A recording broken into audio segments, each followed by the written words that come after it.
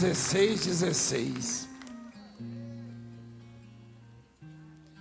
Aconteceu que, indo nós para o lugar de oração, nos saiu ao encontro uma jovem possessa de um espírito adivinhador, o qual, adivinhando, dava grande lucro aos seus senhores.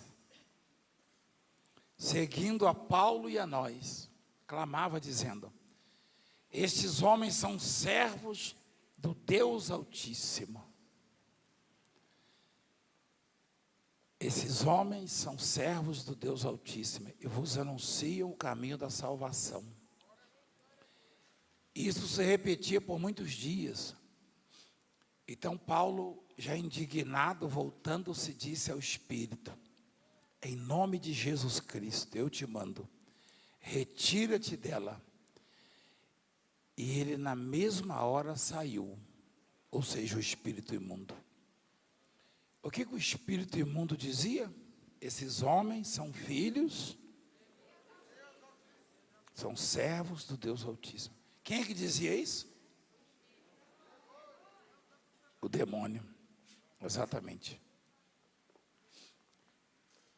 O demônio, ele confunde as pessoas.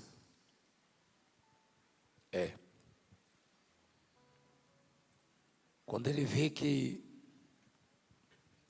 não pode ir contra alguém por causa da unção, por causa do poder de Deus, ele tenta confundir. E aquela jovem, aquela mulher, ela era usada para adivinhar a vida das pessoas. Ou seja, o mesmo demônio que causava problemas na vida das pessoas, quando essas mesmas consultavam-se com esta jovem, ele dizia: você está passando por isso, por aquilo, aquilo outro, para tirar o dinheiro das pessoas.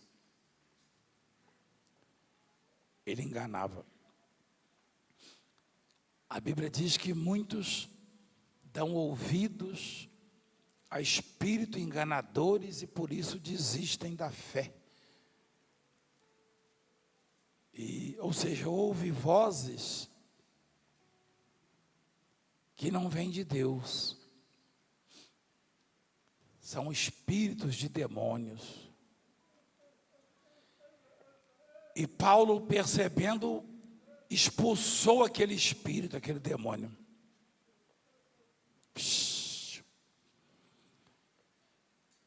E como dava muito lucro às pessoas, e elas tinham muita influência, vendo seus senhores que se lhes desfizera a esperança do lucro, agarrando em Paulo e Silas, os arrastaram para a praça, a presença das autoridades, as autoridades coniventes, Aqueles ali, os empresários daquela mulher, os que lucravam com os maus espíritos que atuavam na vida dela, tinham muita influência junto às autoridades. Isso é muito antigo. É muito antigo. Isso aí vai ser sempre assim. Enquanto existir esse mundo, vai ser assim. A obra de Deus vai sofrer, os crentes vão padecer por causa disso, por causa de influência de pessoas investidas de autoridades que não temem a Deus. Mas se eu e você temos como objetivo o glorificar, o servir, o adorar, e não abrirmos mão da nossa fé, no momento certo, a resposta de Deus virá e cada um será colocado no seu devido lugar. No seu devido lugar. Arrastaram os apóstolos, Paulo e Silas, olha lá, botaram na presença das autoridades, levando-os aos pretores, às autoridades, disseram: estes homens, sendo judeus, perturbam a nossa cidade, propagando costumes que não podemos receber nem praticar porque somos romanos. Levantou-se a multidão unida contra eles, e os pretores, rasgando-lhes as vestes, mandaram açoitá-los com varas. Açoitaram, bateram nos apóstolos. E depois de lhe derem muitos açoites, os lançaram no cárcere, na prisão, ordenando ao carcereiro que os guardasse com toda segurança. Este, recebendo tal ordem, levou-os para o cárcere interior. Eles prendeu os pés no tronco. Ou seja, as autoridades deram ordens aos soldados, à polícia, que prendessem esses tais apóstolos, Paulo e Silas no cárcere, colocassem atrás das grades e ainda prendessem os seus pés no tronco, e botasse guarda em volta da cadeia. Traduzindo, vamos agir de maneira que eles nunca mais escapem da prisão. E o exemplo, o legado que esses homens deixaram para nós, o ensinamento, porque nem sempre a prisão é física. Agora há pouco eu ouvi pessoas dizerem que estavam presas ao crack, à cocaína, ao alcoolismo, ao álcool, né? E outras ao remédio controlado, à doença, à enfermidade. Enfim, a situação deles era realmente muito difícil. Parecia o fim do ministério, o fim da carreira.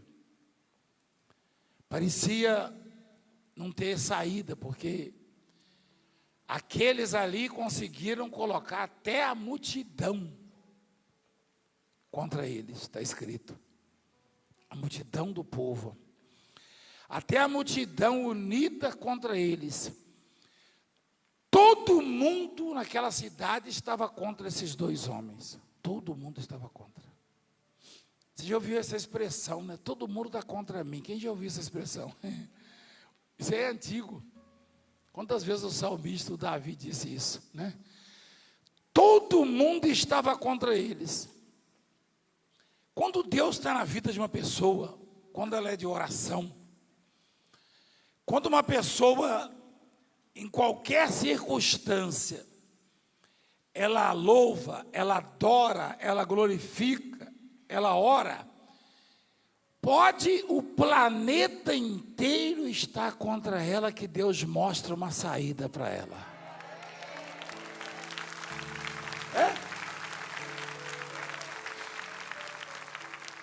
Talvez, é óbvio que não está todo mundo contra você. Eu não estou contra você. Tem muita gente que não está contra você. Contra mim também não. Há aqueles que estão contra nós. E às vezes parece difícil de reverter a situação, porque são notáveis, são pessoas influentes, são pessoas investidas de autoridade, entre aspas, poderosas. Quer dizer, eles acham que são, né? Mas eles não conhecem o poder do Deus da Bíblia, que quando age, não tem adversário. Não, nunca teve. Se ele quer ter um adversário para mostrar o poder, ele tem que endurecer o coração dele. Então, Paulo e Silas estavam numa situação que ninguém podia resolver o problema deles. Além de presos, amarrados a um tronco. Por volta da meia-noite, Paulo e Silas oravam e cantavam louvores a Deus. Eles faziam o quê?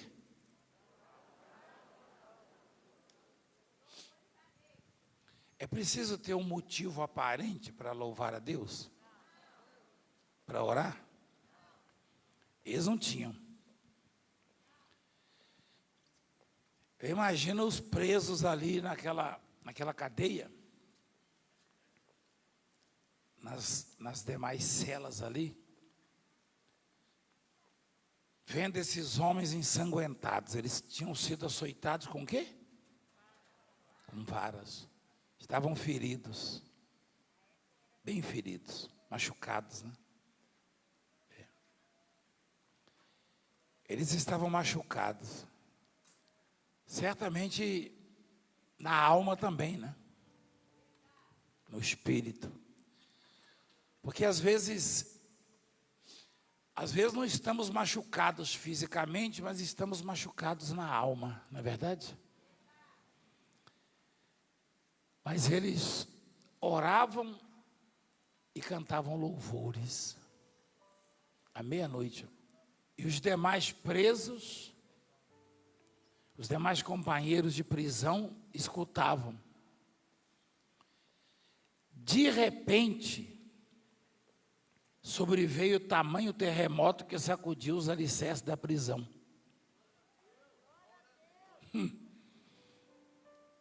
Abriram-se todas as portas. Repete comigo: abriram-se todas as portas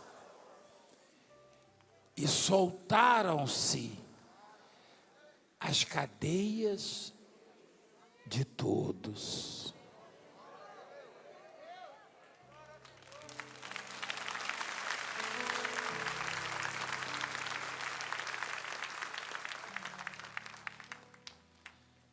A oração e o louvor, no momento difícil, na fase ruim da vida, provoca isso. É comum as pessoas blasfemarem, reclamarem, murmurarem e até atribuírem a Deus os seus fracassos. Mas esses homens estavam no pior momento da vida deles. Entraram na cidade para pregar o evangelho, anunciar o reino de Deus, ajudar as pessoas, e foram acusados de crime, açoitados, presos, amarrados no tronco. Mas isso não os impediu de orar e cantar louvores a Deus na madrugada. Quando você ora e canta louvores, você aciona o céu a seu favor. E o céu, uma vez acionado, não tem impedimento. Nenhum poder, nenhuma influência, nenhuma canetada ou carteirada, seja lá o que for. Nada pode deter os céus quando são acionados. A oração é quem aciona os anjos. O louvor move as mãos de Deus. E na madrugada, por volta da meia-noite, ensanguentados, maltratados, judiados, esses homens oravam e cantavam louvores. Ninguém via um motivo, né? Uma razão. O crente verdadeiro, o homem de Deus, a mulher de Deus, não precisa ter motivo para louvar, para agradecer. Não, aparentemente. Basta ter a certeza de que existe o Deus na vida dele. Isso é suficiente. E é essa a nossa fé. É essa a nossa confiança. Talvez alguém já tenha perguntado para você: cadê o seu Deus? Você não tem Deus, você não tem fé? Se você não quiser responder, não precisa. Mas se você sentir vontade de responder, a resposta deve ser assim: orar e louvar. Se alguém lhe questionar sobre Deus, ora e louva. Porque um terremoto vai acontecer a qualquer momento, ou seja, uma mudança radical. Radical. Você conhece essa palavra terremoto, não conhece? Conhece? O que a ciência inventou até hoje que pode impedir um terremoto? Hein? Nada. Você sabia que, curiosamente, os países onde essa incidência de terremotos é grande, são os que detêm a maior tecnologia. Você sabia disso? O Japão, por exemplo, a tecnologia lá é de assustar. É de assustar. Eu vi construções lá gigantescas, prédios com amortecedores gigantes. Comecei a questionar, é por causa do terremoto. E dependendo do grau, os amortecedores são despedaçados e as construções viram monturo. Porque o terremoto é poderoso. E como Deus viu que não tinha ninguém na cidade capaz de livrar aqueles homens, nem na província, que não havia situação nenhuma, nada favorável a eles, todo mundo, toda a multidão estava contra eles, está escrito ali. Deus mandou um anjo que provocou o que, igreja? Um terremoto.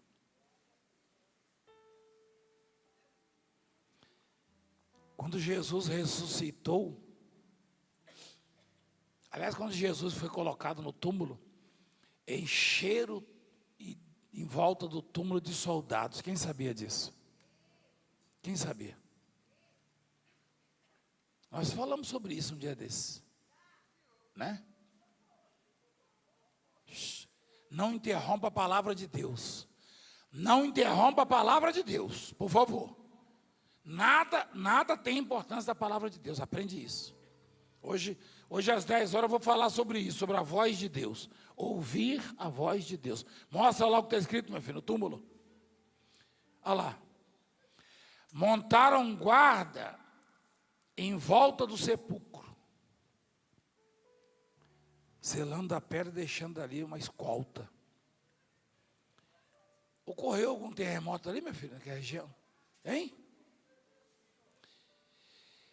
E eis que houve o quê? Houve o quê, igreja? Ali no túmulo? Porque o anjo do Senhor desceu do céu. O terremoto, você vê como é que as pessoas são ignorantes. Essa senhora, ela deveria estar... O que acontece com os nossos bispos e pastores aqui na igreja?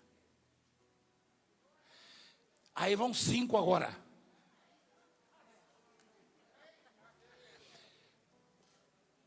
Essa senhora, ela deveria estar ouvindo, certamente ela está necessitada de ouvir isso aqui. Todos nós estamos, porque senão Deus não estaria falando. Minha senhora, só está ouvindo o que eu estou falando? Pergunta o que ela está sentindo, meu bispo.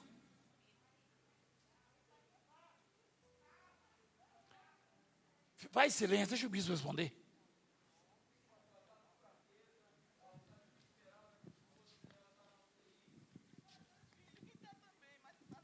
Ainda não, entendo que está com depressão. Mas ela não chegou agora aqui. Olha para mim.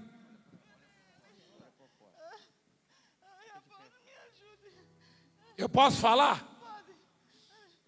Posso falar, mulher? Situações como a sua precisam de um terremoto.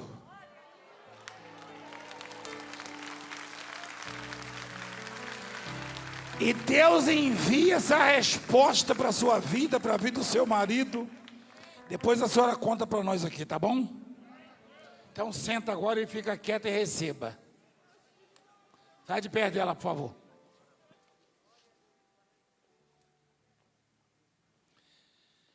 Quando os guardas cercaram o túmulo,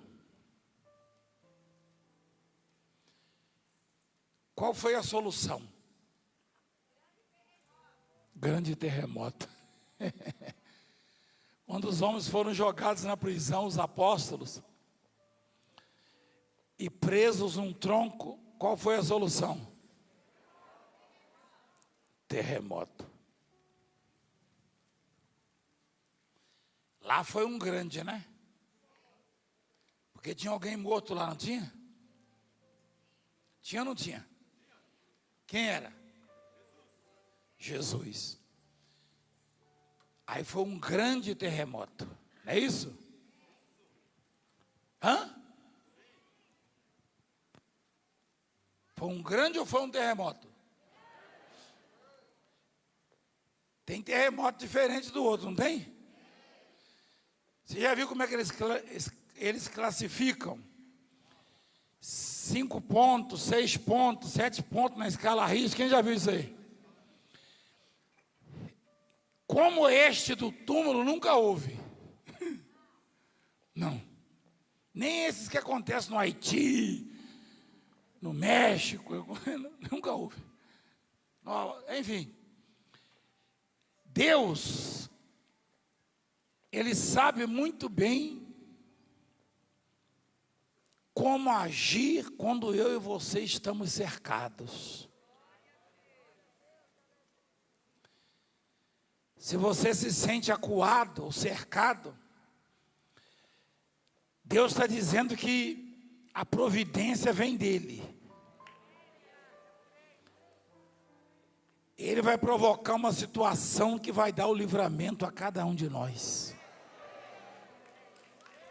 É isso que Ele está dizendo.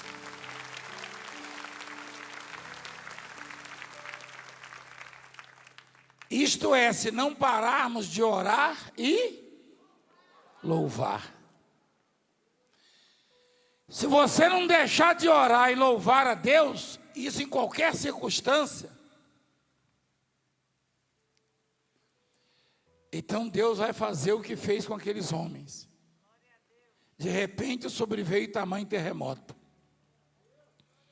que sacudiu os alicerces da prisão.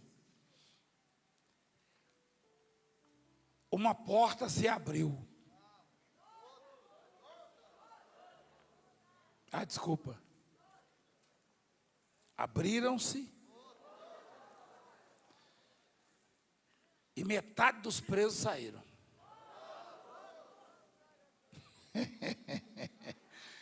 Esse negócio de metade, 25%, isso é coisa de homem, entendeu? Deus é pleno.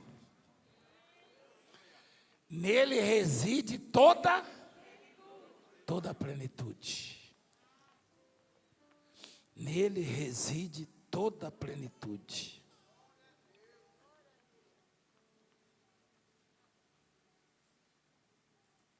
Toda a plenitude. Isso quer dizer que Deus não vai fazer nada pela metade, Deus vai fazer a obra completa.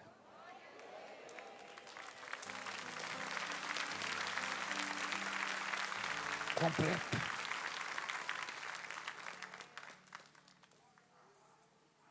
Abriram-se, soltaram-se as cadeias. Eu ouvi um cachorro.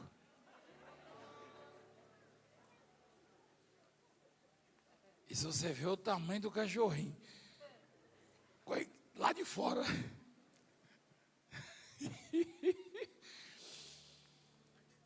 Que coisa maravilhosa. Você sabe que eu estou acordado desde as 3 da manhã.